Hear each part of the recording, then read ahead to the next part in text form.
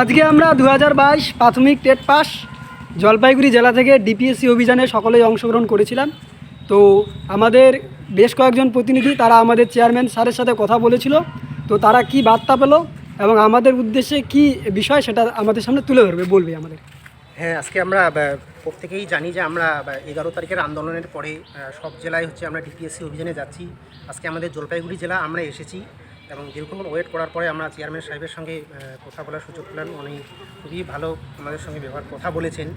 আর যেটা আপডেট আছে যে 11 তারিখে যে একটা বৃহৎ আন্দোলন হয়েছিল, সেই আন্দোলনের ফলে পরের দিন এখান থেকে এখানে খবর আসে এবং এনারা ওভারনাইট কাজ করে এখান থেকে একটা ভ্যাকেন্সি পাঠান।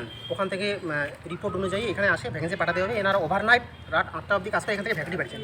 ভ্যাকেন্সির সংখ্যাটা কত সেটা আমি অন ক্যামেরা বলছি না।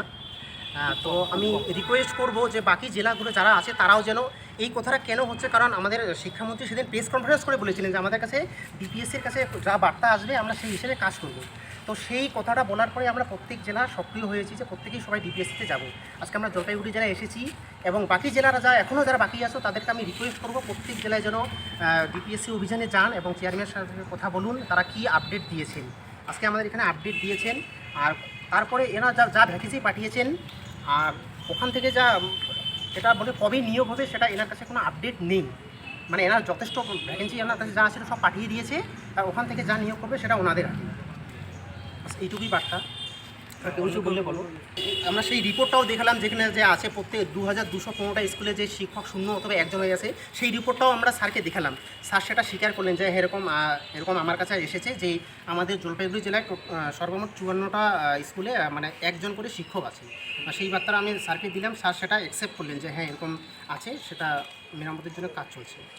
24 তারিখে আন্দোলনী পথ। হ্যাঁ, তো ডিপিএসসি অভিযানের কাজ তো সবাই করবে এবং সেটা হয়েও যাচ্ছে এবং আগামীতেও হবে। তো এবার মূল কথা হলো যে 24 তারিখে যে আন্দোলনের ডাক দিয়েছে, আমরা যে এত কিছু এই দীর্ঘ যে একটা পথ, ম্যারাথনের একটা পথ, এটা হচ্ছে 100 কিলোমিটার একটা ম্যারাথন, আমরা 90 কিলোমিটার কমপ্লিট করে ফেলেছি, আর একটু বাকি আছে। সেটা আন্দোলনের জন্যই হয়েছে, অন্য কিছুর জন্য হয়নি। এই আন্দোলন 11 তারিখের আন্দোলন যদি না হতো তাহলে ভ্যাকেন্সি পাঠানো হতো না। তো এই আন্দোলনের পূজার আগে লাস্ট একটা আন্দোলন 24 তারিখ আমরা উত্তরবঙ্গ থেকেও যথেষ্ট পরিমাণ যাব, চেষ্টা করব এবং পার্শ্ববর্তী জেলাগুলো তো সবাই আসবেই। এই আন্দোলনেই আমাদের প্রথম আন্দোলন দিয়েই আমরা শুরু হয়েছে, আন্দোলন দিয়েই শেষ হবে। তো 24 তারিখে আন্দোলনের যারা গেছে প্রত্যেকেই তো যাবে, যারা যায়নি কখনো এটাই শেষ সুযোগ।